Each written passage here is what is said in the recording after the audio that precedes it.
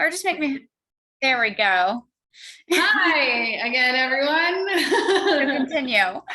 Welcome to Get Your Shift Together with Erica and Megan. All right, last week we chatted about just the shifting market and becoming the trusted person and being proactive and delivering the information and the information accurately and how to do that. This week, we're going to talk about the steps that we need to take and action items that we need to focus on to become that trusted advisor. And as I was saying a little bit earlier, that at the end of the year, real estate professionals, they tend to coast it in, right? We're approaching the holidays. Everyone's already starting to decorate for Christmas. So people are going to glide on in. And that's why I truly believe that we have an opportunity to take a lead in this market if we are taking those actions to build those relationships and become that professional. And so really dialing in the next 90 days, in my opinion, is going to be super important. So typically a rule of thumb that I've always told the team, and I know I mentioned this on the last call, is what you do today, you will see in the next 3 months, right? In your income. But I think with the slowdown, what you do today, I think you're going to start seeing in the next 6 months, because we've been in this pause. I know all of you guys, sure, are still having some closings, but not at, the volume that you were previously having. So right now I've been telling the girls we have to double down and work. So what Megan and I have, we both do things a little bit differently, but then always brainstorm 90 days worth of daily activities, excluding basically just the holiday, to make sure like the next 9 months, you're actually making money, right? Do you want me to start just a little bit, Megan, and then you go? Okay. Go for it. So, here's the thing. You go on all these webinars, you go on all these learning seminars, you read all the blogs, you're listening to all these other agents, and they're telling you, go to expireds. Well, that's a big chunk. Call your sphere. That's a big chunk. Like, imagine every single item that you could do to be prospecting right now for business. And then you write it down and you're like, well, expireds is like 100 and something people I got to contact. Like, that's not bite-sized pieces, right? So you want to make sure that you are breaking down everything on your daily, weekly, and monthly activity list to bite-sized pieces. So for me, I know I'm going to call 25 leads a day, but not just 25 leads. I'm calling 5 reach outs to my sphere, past clients, or somebody who's requested a CMA. I'm doing 5 lead follow-up. That is just like an actual lead that I had talked to. It's probably a little more cold. 5 of those people a day, 5 of the CMAs a day, 5 expireds I'm following up a day, and circle prospect mail in a neighborhood that I want to be, and phone call 5 homes a day. When you get down to it, that's 25 people I've reached out to, and it takes me about 45 minutes to do that. And I just checked off all of those boxes. Like, that is my morning routine after my morning emails. And then I spend some time I use Follow Up Boss for my CRM, going through, because I have a team, just making sure like no one hasn't been responded to by any of my agents or anything like that. I want to make sure that, no one just got lost. So I spend about 5 to 10 minutes going through my CRM, just like in the admin, making sure everything's assigned and people are doing what they need to be doing. And then, real quick, we had a question, and I just didn't want to get too far away from it. Danielle asked, is it conversations or calls? How do you quantify it? It can be both. Like, for me, it's like, not everybody wants to call. I try to call, but then they're like, hey, what do you need? And if it's a text, if it's a Facebook message, but it's with intention, right? It's like just making sure we're having those conversations. So it doesn't matter, whatever works for you. Just, are you actually doing it? Most people say they're going to do it, and it's too much. And I found that with my team too. So I made them make their own daily task list that they'll do. I gave them mine as an example, and we'll email it to all of you guys too, like when we're done with this. But I told them, I go, don't put on what I wrote down. right? Because like, if you're not going to do it, it's pointless. If it's 3 in each section that you need to reach out to, then do 3. If it's 2, then do 2. But bringing it all down to like the bite-sized pieces is really, and that's why a 90-day plan is going to work. And I think something that, you're talking about here, Erica, is just like, you don't do this once, right? And then like hope for the best. Like, you're doing this every single day. It's part of your routine, correct? Correct. So getting back to, I think, schedules and following our schedules is going to be super important, because obviously the last couple of years it's been, listing a house and it's sold. So we haven't had to be in those routines as we had before. And time blocking hasn't been as important as it has in the past. So I think time blocking and following your schedule is going to be super important. Yeah.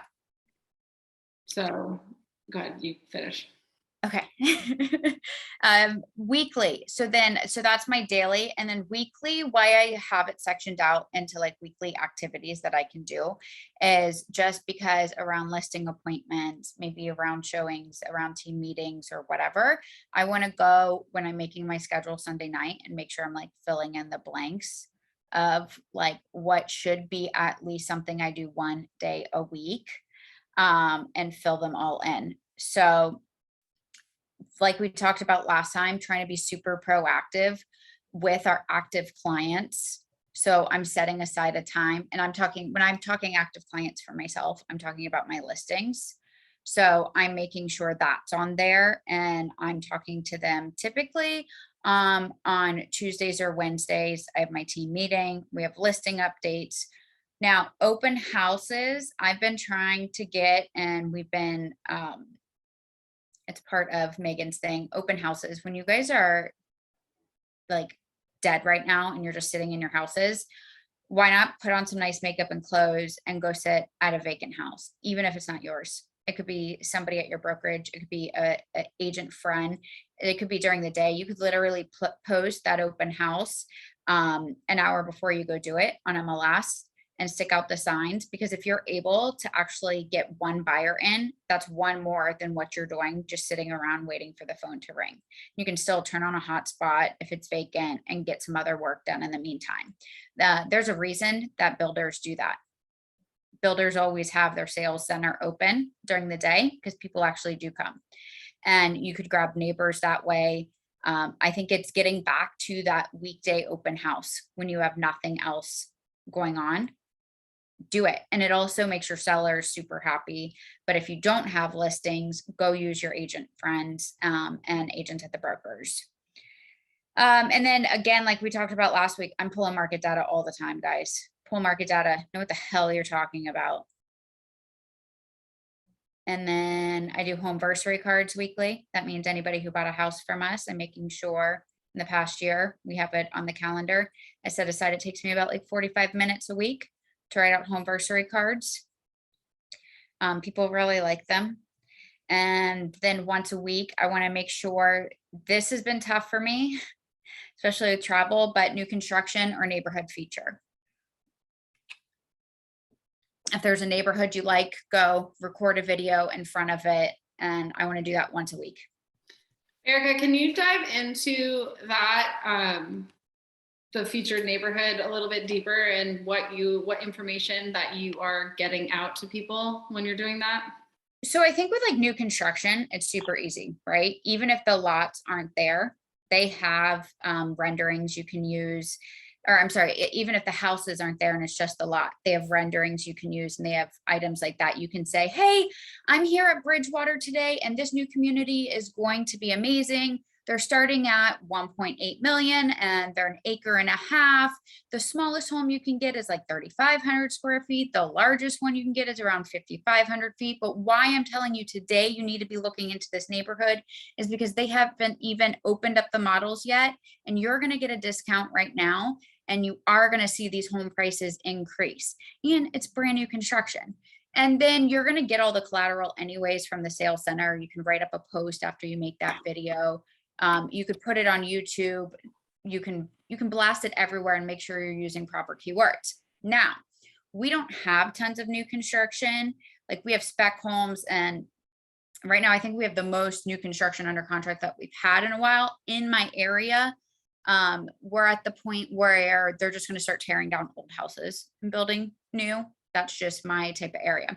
So I know the new construction play can only go on for, I don't know, maybe a month and a half, 2 months, right? If I hit like even some surrounding areas of areas I don't want. So what other neighborhoods do I want to work in? What other neighborhoods do I love?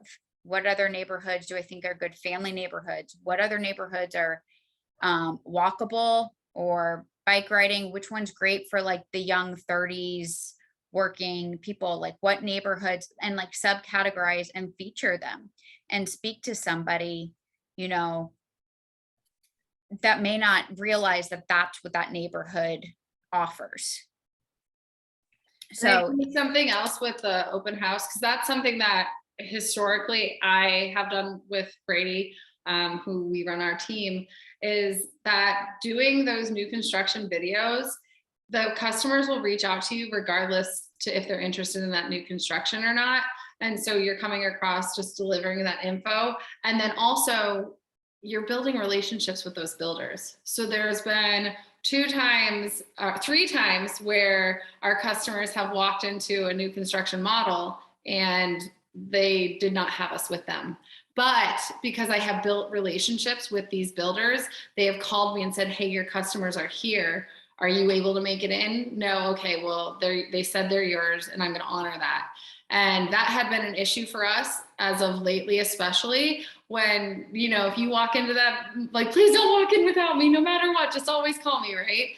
But they do anyway. So that saved us probably like 60 grand in the last 2 years. And then also we had there was a builder rep that had a customer who needed closing costs back. And, you know, she was able to introduce us to these buyers. Of course, it was the buyer's choice that they wanted us to represent them, but she gave us that intro so that they had another way to get those closing costs back.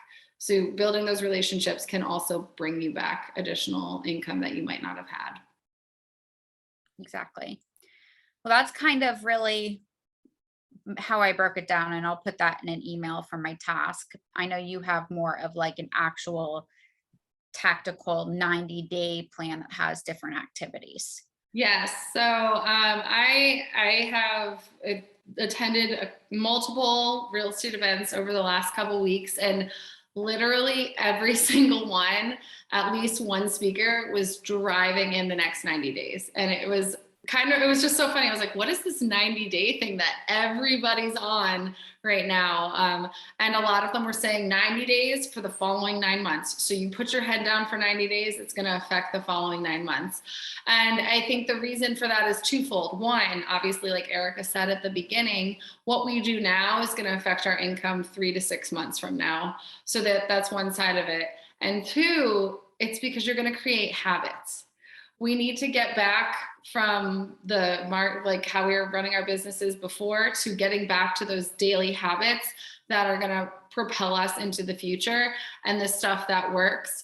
So I'm going to share with you guys, I have a weekly checklist. I have a daily checklist, a weekly checklist, and a monthly checklist that we'll email out when we email out the recording like we did last week.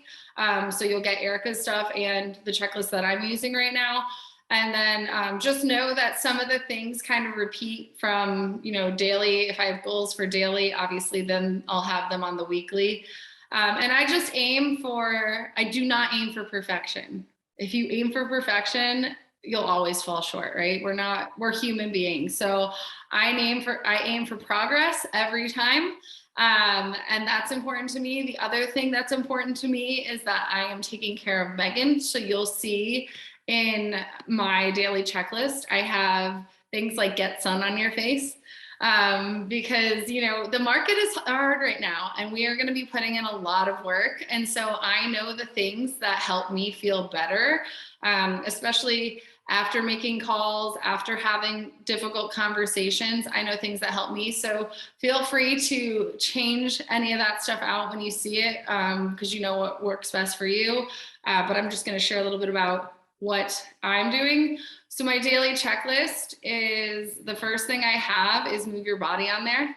I think it's really important that we're moving our body every day just because of what science, right? Like how good everybody on this call, like everyone shook their head a little bit, right? Like, you know how good you feel when you move your body. Yes, Danielle, it will. And you know how good you feel when you move your body. And that's something that's really going to help us stay on top of our game during this. I do have get in the sunshine. Because for me, that's my secret sauce. If I'm not feeling 100%, I need to get out in the sun. I think when you're making calls, it's really, really important that you smile because they can feel it through the phone. And so getting in the sunshine helps me keep that up. Another thing I have for daily is meditation, prayer, and gratitude. That is so important for me. And that's because I want to make sure that I'm getting my mind right before I'm reaching out to customers. Like I said, like we've been discussing, right? It's a tricky market. Some people are really upset right now. And it's scary when you're hearing recession and 7.5% rates and they're going to go up again and all of that. And so I think when we need to be able to control our emotions because people on the receiving end of our calls may have emotions. So we have to be in check with ours. And that for me is how I can maintain my emotions when I'm making my calls. So as for more tactical stuff, I have read 10 pages every day. And I choose to read a real estate or business development book. That is where I'm at with that. 10 pages a day really doesn't take a ton of time. And in a week you have 70 pages read. And that is a big chunk of a book. So I think there's twofold with that. One, that's a confidence booster to see the big chunk you've read by the end of the week. Two, you're learning a lot of information that can be helpful based on the book you're reading. And three, it also builds your confidence as you're gaining new knowledge. I'm a huge on social media. So Lori said she listens to an Audible. Yes, I love that. I'm an Audible girl too. I think there's a ton of value in being able to listen to whatever book or that you want to hear. When you have dashboard or windshield time, as I like to call it, the time behind the windshield, I try to put on an Audible, unless I'm just in one of those moods where I want to rock out. But I try to put on an Audible when I'm in the car, just so that that information is just repeating in my head and you're retaining it. All right. So like I said, I run my business off of social media. And I think it's important. There's a lot of reasons that I do the things I do with social media. One is that I want people to see, also the ultimate goal is I want people to I want to connect with people and I want them to see what I'm putting out there. And I want them to care about what I'm putting out there. No one's going to care about what I put out there if I just go on and I'm like, look at me, look at me, look at me, look at me, right? So in my daily checklist, I have comment on 10 Facebook posts, engage with 10 Facebook stories, comment on 10 Instagram posts, and engage with 10 Instagram stories. So I think that is actually like pretty crazy to actually put that down on paper and numbers, because I think we get so lost in social media and maybe aren't as intentional with that. And it probably takes you 15 minutes to actually get that done. And then you're working through the algorithm the way it should and keeping up with people you should. Yeah. I never thought about writing that down. Well, and it's such a and I didn't write meaningful because I didn't have space on my checklist, but it's meaningful comments and meaningful engagement. It's not just like me going on someone's story and hitting the fire emoji to them selling a house, right? Or like to them doing whatever. It's like, oh my gosh, this is so exciting. Congratulations. I had a friend just now or earlier today, she posted that she had lost weight and she hasn't seen whatever number in a long time. And so I reached out to her and I was like, holy crap, like you had to have worked so hard to lose 40 pounds. Like, that's amazing. What have you been up to doing that? And that turned into a whole 5-minute conversation about that. Now I'm in her DMs, which they want us to be engaging on their platform, right? It's just all algorithm. So I message people. That's why I try to use Facebook Messenger and message on Instagram, because it helps you keep showing up in those people's feed, as well as you're building the meaningful relationship and then they're seeing you. So it's not like they just see you and they scroll past. They're like, oh, look, she said something nice about me. Let me like her stuff and comment on her stuff. And then also the other reason I have this on the checklist is because Brady can hear me right now and he will probably chime in and say, yes, I will get lost on social media. I will go on there for 10 to just reply to comments. And then an hour later, I'm like, oh crap, what have I done with the last hour of my life? So it's important for me to have this on my checklist so that I also don't get lost and can stay intentional. And then sometimes, or I have on here too for my weekly, is I deliver flowers. I'll get back to that later, but I'm watching while I'm looking through the posts on which ones to engage in or engage with. I'm taking notes of like who has a big celebration going on or who has something really exciting that isn't just worth a comment, that could actually be worth a phone call or even showing up for them with flowers or whatever you guys want to do. I do a similar thing to Erica with connecting with mine's just a 3x5. So I am connecting with 5 new people. I'm connecting with 5 past customers, and I'm connecting with 5 past leads. Is that weekly or daily? That's daily. So the 5 new people I try to get people that I don't really have an established relationship with, but it could be somebody who you don't have a really quality relationship with that you want to just build the strength in that relationship, is for the new people.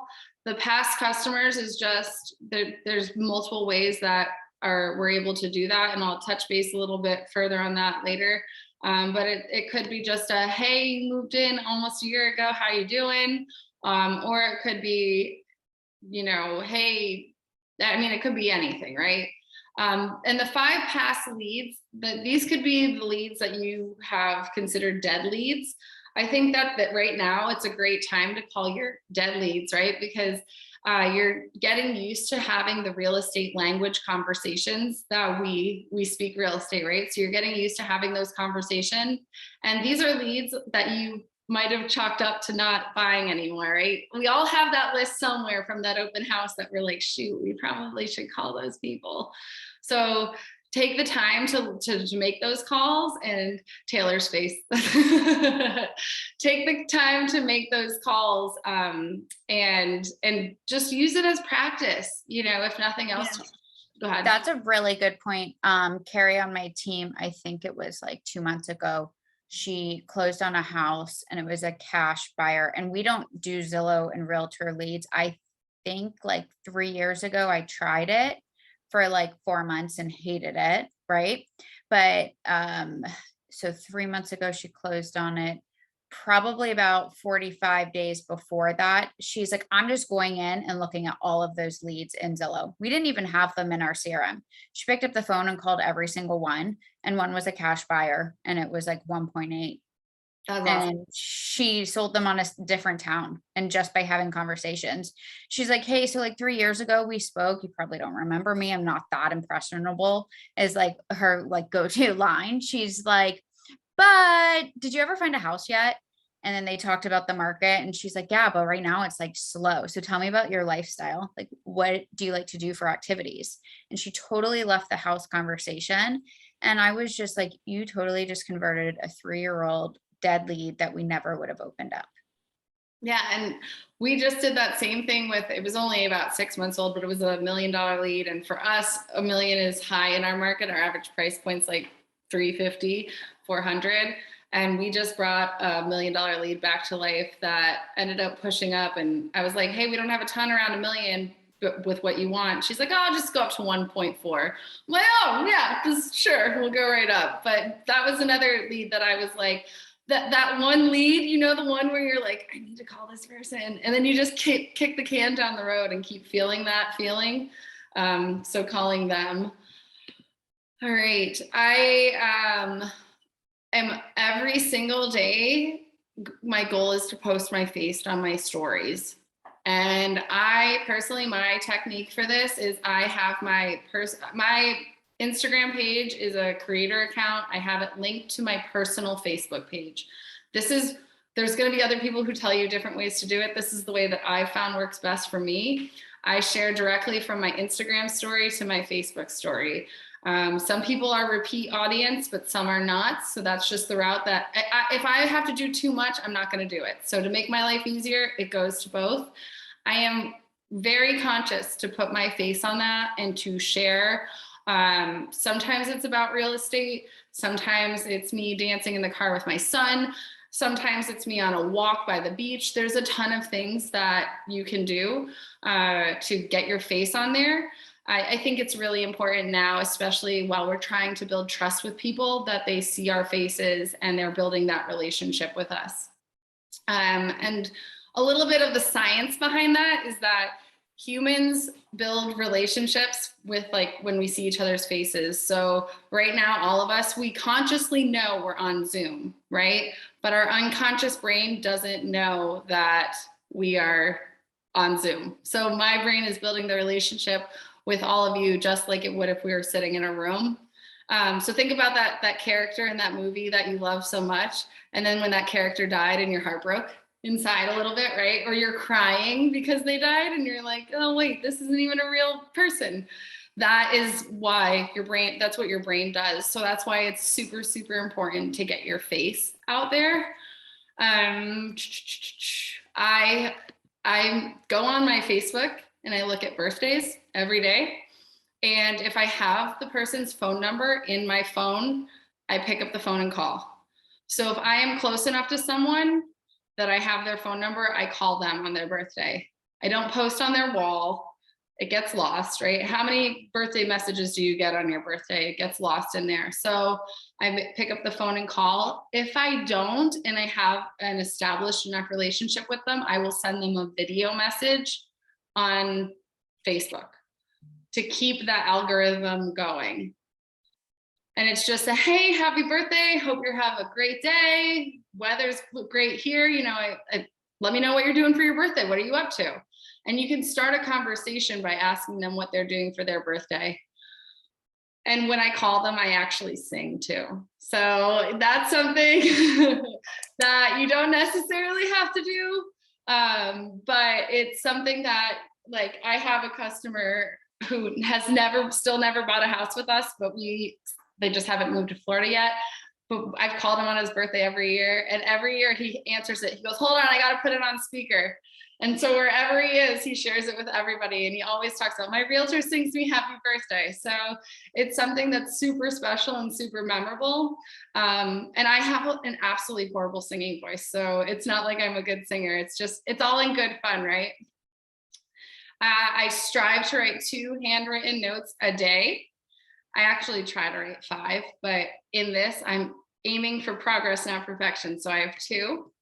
And then I also have drink your water, because hydration is so key to a clearly functioning brain. I'm sure that you guys you noticed you feel hungry, groggy, tired, uncomfortable, and then you drink a glass of water and you're like, oh yeah, I'm supposed to be doing that all day long. So maintaining my hydration for me to get through my workday with a clear head is super important. So I do have on my list, drink my water. And I also have prioritized my sleep because I am garbage if I do not get enough sleep. And that's something that I know about myself. So those are those personal things that you may be able to adjust for you. My weekly checklist looks like getting 3 reviews. So that's another way to reach out to those, past customers or people that you have relationships with that maybe they never bought with you or sold with you. But my goal is to get 3 reviews, and it's to make their life easy to give me reviews. So it just looks like a call. And I won't send out a review email or review request without personally talking to them. So this one might take more dials to get people to answer. I have this is something that we just implemented, is I got a link tree and it's only my review websites. So it's just Google, Zillow, and Facebook. Those are the 3 places that I want reviews. I think if you get more than 3, people can get lost in that, but 3 people can commit to.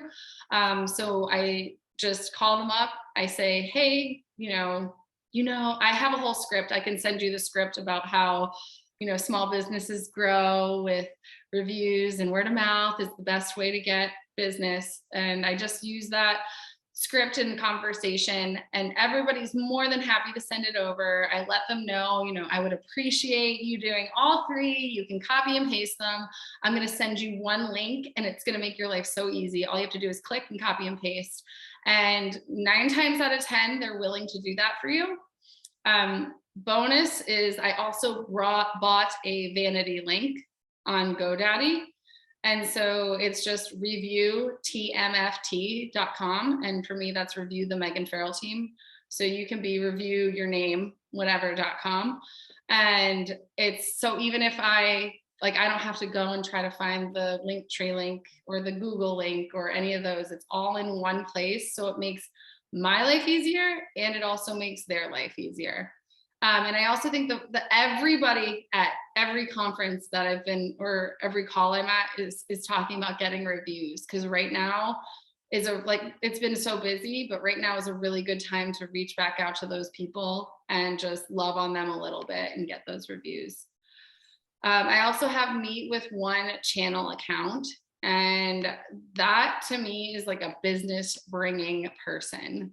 So that could be my title rep, that could be my lender, that could be, the owner of the top coffee shop that everyone goes to. It's somebody who is an influencer in your community. You know who those people are. Our mayor is awesome and really easy to get a hold of. So he's also a realtor. So it's super easy to find his phone number. So getting a hold of all of those people. Honestly, the politicians locally are people who want to connect with connected people. And as real estate agents, we are super connected.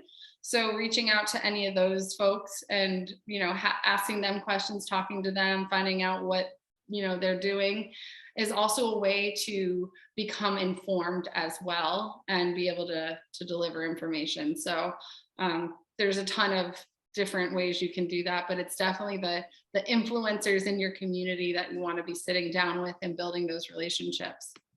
It is super, super important that I do one intentional video a week where I am a real estate agent. And that looks like I can do, hold on, let me find my 4 that I focus on. I just changed them. All right, here we go. So 1 is a market update. We need to be doing market updates monthly. That's so important. There's an agent in our office who started doing them in April and has picked up, 6 months he's been doing it, and he's picked up a ton of business just from doing the market updates, and he does them as himself. It's not like, hello, this is the market update. He's just chill and talks and comes across as him, and he's been doing a lot of business. So market update, a business spotlight. So picking your favorite local business. Bonus, if you can get the owner or manager in it to kind of interview them and chat with them about why they're in your area. 3 questions I like to ask business owners is, why this business? Why did you decide to start a coffee shop? Why, who are you? Not who are you, I own the coffee shop. Who are you? Mom, dad, brother, sister, cousin, son. Tell me a little bit about you. And then I live in a place called Flagler. So I say, why Flagler? So what made you decide to start a business here? Because people who are starting businesses are not people who are going to be leaving an area anytime soon, most likely. So you want to figure out why they're getting their roots in your area. And all of those questions will allow for them to connect with your audience. And when people are connecting, they're going to, 1, choose to go to those businesses, or 2, stay on the video longer and watch more of your content. This, and when you're promoting their business, they're going to share it. We have a local coffee shop here that and Taylor's on the call, but whenever we go into Sun Brothers, they share our content right back when we're sharing it. So that's a really great way to start showing up on their feed and to build your audience through their audience. And then I repurpose those videos on multiple platforms. So I just have the checklist for that. And those videos can be anywhere from 2 to 5 minutes. If you get an interview going, you can go up to as long as you want, as long as you're providing quality content. But don't get caught up. They don't have to be too long. But I do that Facebook, Instagram, YouTube, and LinkedIn. So that's where I'm repurposing these. Yes. Yeah, Danielle, she does it on her personal too. Yep.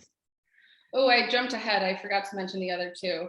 The community, any community events, I try to do a Facebook video at those. And then educate and entertain. So I might find a fun park that people don't go to a lot and go and, you know, talk there and talk a little bit about the park. Go do like a little walk and talk. If you have trails in your area, doing a walk and talk on the trail, a little bit about it. And any trailhead that or park will have typically a little plaque. So you don't even have to research it. You could just show up and look at the plaque and see hours of operation, how long it is, and things like that. And you know what it's close to in the area.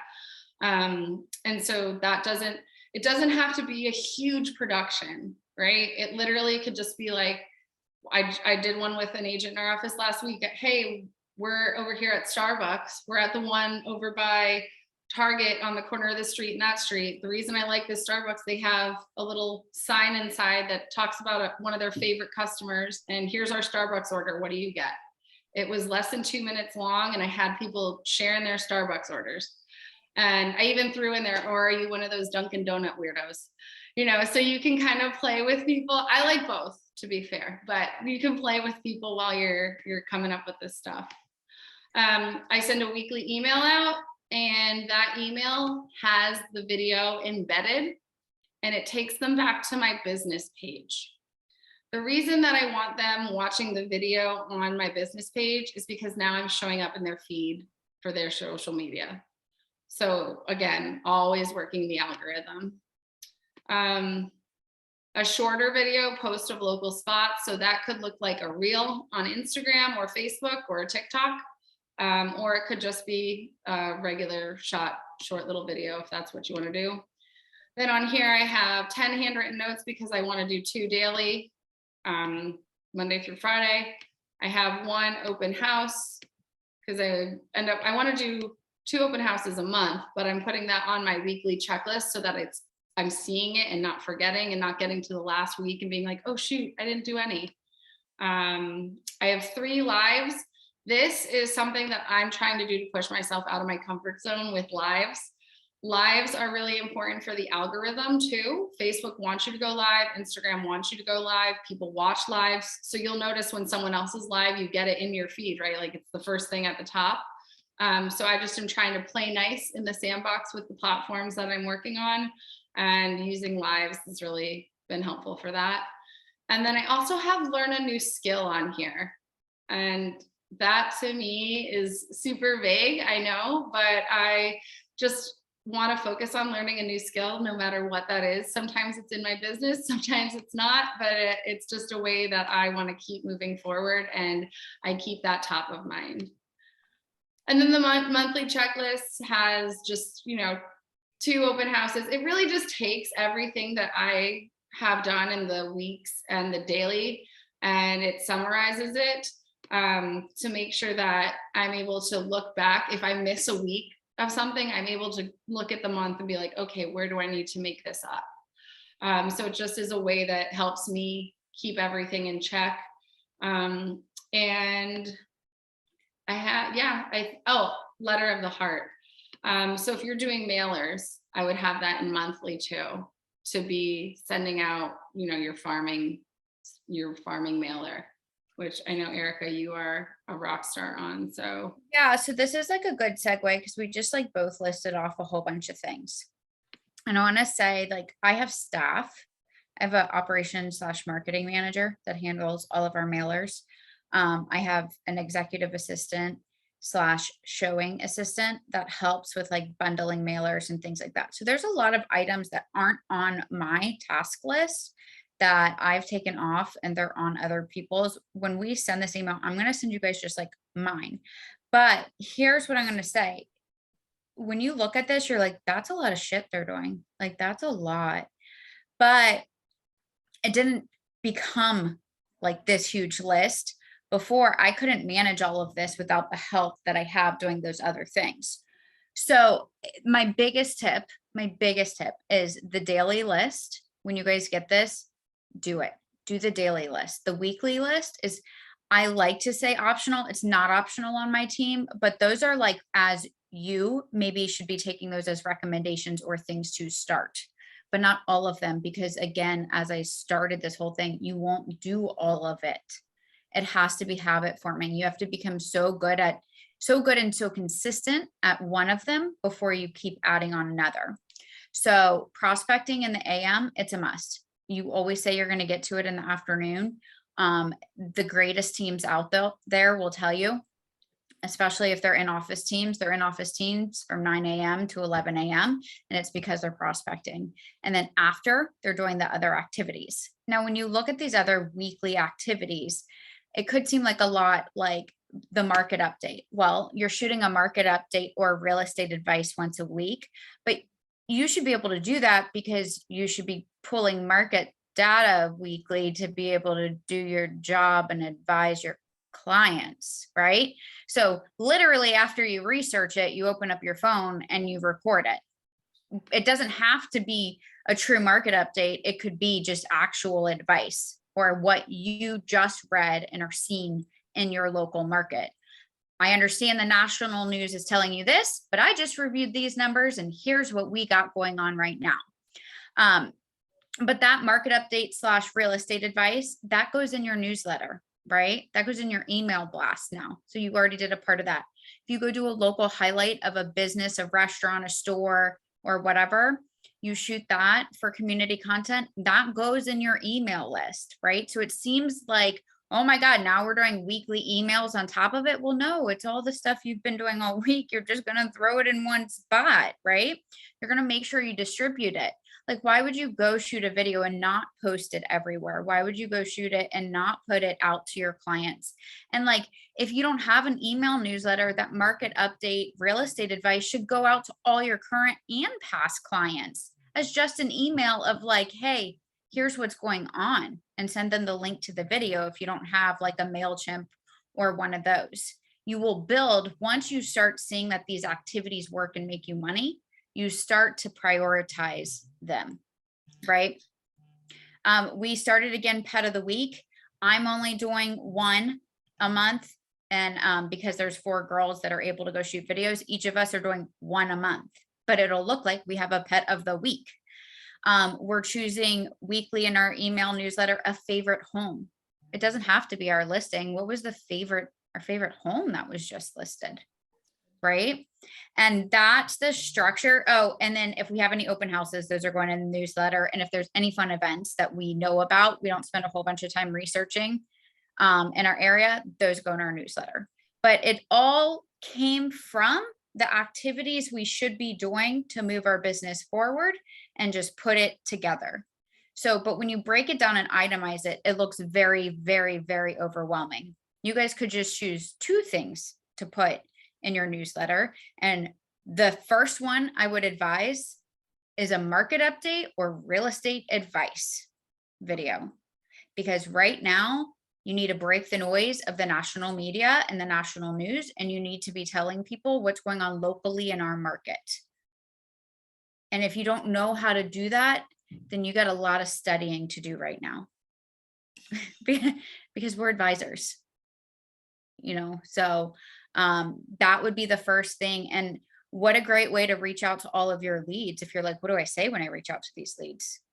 You tell them what the market's doing. That's the number one question that people ask.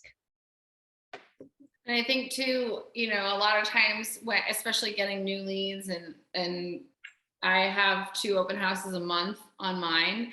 And how do I follow up with this buyer from the open house that gave me their email, right? And you can send them not just listings if they're asking for listings, but this is another way to keep in front of people and getting them not to unsubscribe by providing community content as well. Especially if they're looking in your local area, they're interested in all that stuff. So, and like Erica said, like it probably seems overwhelming because you don't have the checklist in front of you. And it can be, right? If you just like are like, holy crap, this is a lot.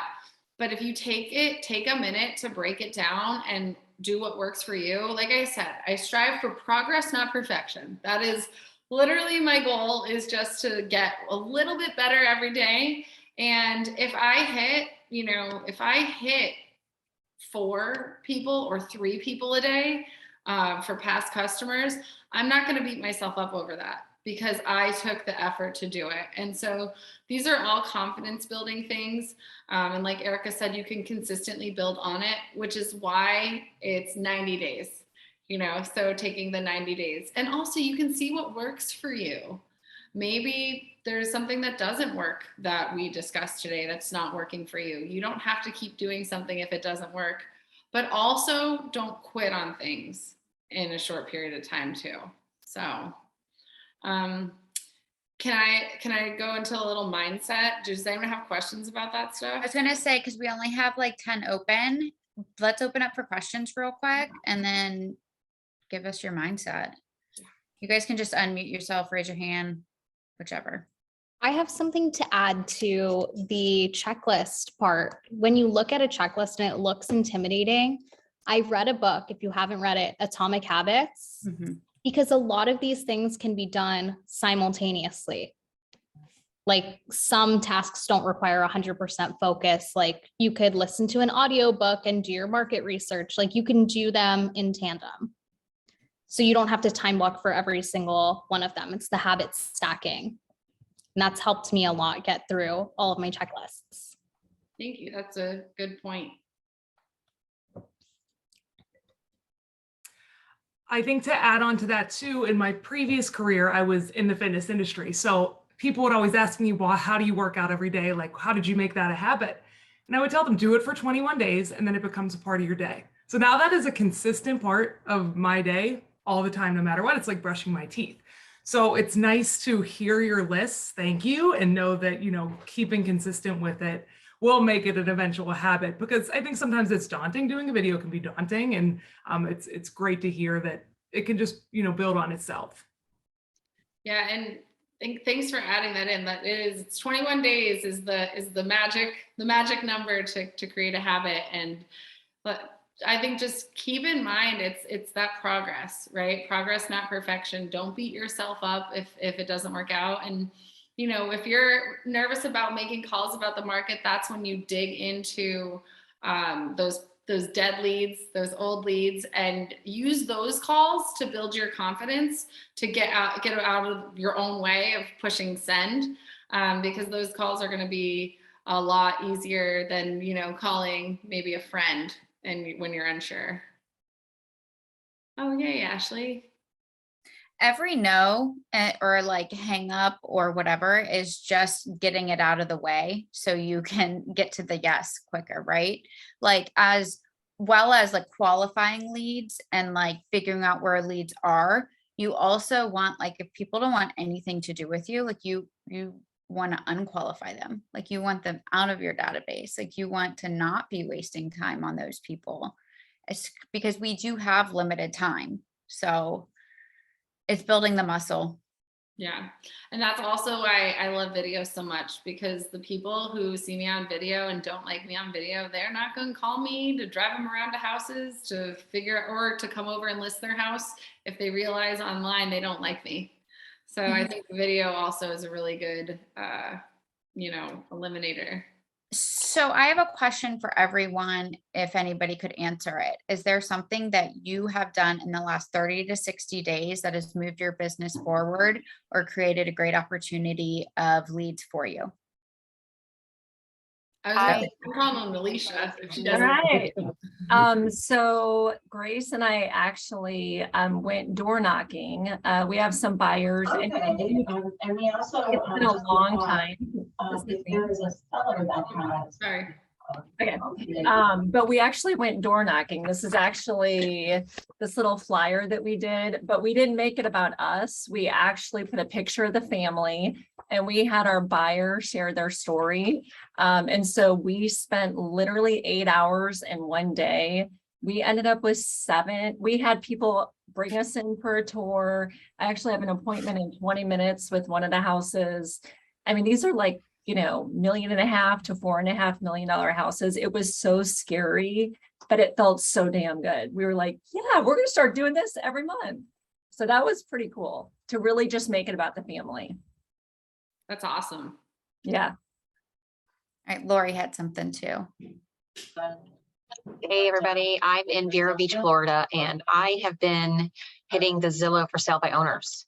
And so I've gone on a lot of listing appointments lately, and I'm literally in the process of firming up 3 of them and getting to know them. And it's really kind of scary for them right now. They're really uncertain. They know they're hearing all this doom and gloom. They're hearing the interest rates and buyers slowing down. And one thing I'm doing is letting them know that the national news is the national news. You're in your area, you're in your niche, and you need to let them know what's going on in your area, not paying attention to Fox or ABC or whatever they're saying on the news. So it's just really kind of helped me to know this market very, very well to get them to know, like, and trust me and list their home.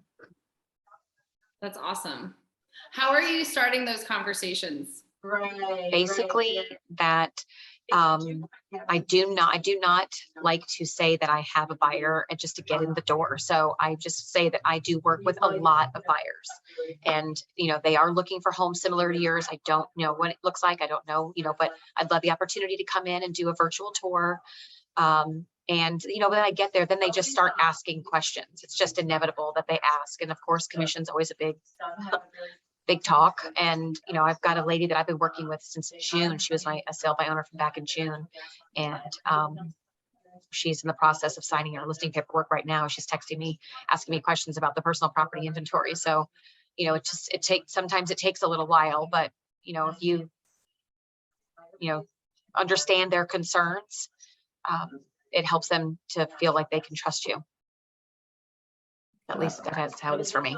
I love that you just said I don't lie to them about having a buyer. Mm-hmm. No, that's not how I do my business. And that you listen too, like listen Mhm. to their concerns. I think that right now is so important. Yeah. To bring that trust. Thank you. Anyone else with any tips or tricks that are working right now? Steve Austin, what you got? Oh, he sent a badass text to me, but I haven't even responded because I have 167 text messages right now. I'll get to it, Steve. I did open yours. She wouldn't have replied if she had one. So the newer thing that I implemented is it sounds like you girls already do it, is like the weekly newsletter. And it really is, it sounds like a lot. Like you said, that's a long list to rattle off. Like it says, Megan, you rattling all that off seems like I don't even know how you're on this call, but it really is. It's micro things that you do through a day and a week that add up, and you take it and repurpose it into one outlet. So I'd say the biggest time commitment was, hey, you build out your template and like, how do you want to do it? How are you going to send it? And once it's like, hey, this is how I send it. And then you're just taking it out, putting it in for the new one that week. And you do it as you accumulate it through the week. So it's not like, oh my God, here's a 6-hour task I got to do all of a sudden. Steve, I just thought of this too. Like if there's some agents who don't feel like they can clearly communicate like mortgage or any of those things, as just continuing on from the conversation we had last time, like asking your lender partner to record a little video, and not long, guys, like a little one, and throw that up on some of your sites, or host a little webinar for local buyers if they're feeling the struggle with a local lender, and recording it, even if you don't have people live, and putting it in your newsletter. Like, I think right now it's a great opportunity to lean on your lenders.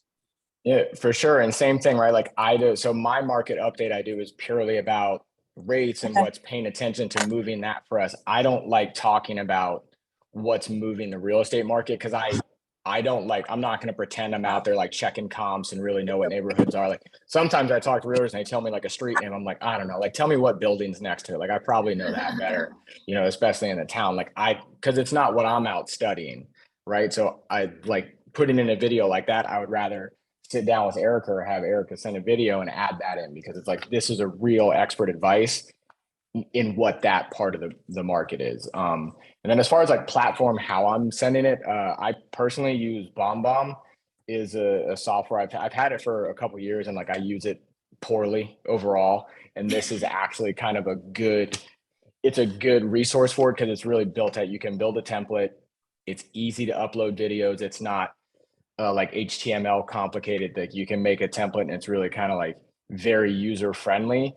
If none of you have that or aren't using it, it's super inexpensive. I think it's like 500, $600 for the year. So I mean, like essentially for like what we can make, like it's basically free. Cool. Yeah. I love too that you said that you're not using it effectively because I think that's like, or that all the ways you could, because it's about getting in and starting. Don't worry about becoming the master day one, you know, and now you're using it. So I think that's a really good point. We're all going to start somewhere, right? Yeah. And I think it's too, there's so many tools out there and it's easy to get like distracted, like, oh, this is a new flashy thing that some high producers using, like, I have to use it. And I've learned over the years to like, you can't just sign up for everything. And like, first of all, look what you have and like, see if you're even using it to its actual capability. Like most of the time, the answer is no. I just put in the chat, a couple other ones, BombBomb, MailChimp, and Constant Contact. Those are also all affordable. I've found with BombBomb, like sometimes can end up undeliverable just because of the size. So I think just be conscious of the size of file you're sending so that it gets delivered. Yeah. Yeah, we're going through that here with our emails too. BombBomb is like, by the time you put all your information in, they've cut it so small that you're basically not sending them. So I'm having to change a different platform because I do send something out and now I'm having to change it because it's not doing it. Can I close this out with a little bit of mindset? Go ahead. Short, sweet, to the point. All right. So again, it's just progress, not perfection. And I heard this at a past event is like, you want to picture yourself at the end of these 90 days, like what's going to happen if you do these actions over the next 90 days, right? Like really sit down, maybe even write a letter to yourself. I love writing future letters to myself. Write a letter to yourself and talk about, I'm going to have X amount of closings, X amount of customers. Really visualize, get in that headspace of who you will become after doing all of these activities. And also visualizing your your elite self, right? Like I want to be the elite Megan. Who is the elite Megan? What do I need? What actions do I need to take to become that person? And then fit that into your daily schedule, and doing it consistently is going to not only have you become that person, but it's also going to help you build the confidence to feel good about all the actions that you're taking and pursuing them. So it's 3:00 on the dot. Thank you all for being here. We're going to send out that stuff in an email and we will see you next week. Right. Thanks, guys. Thank you.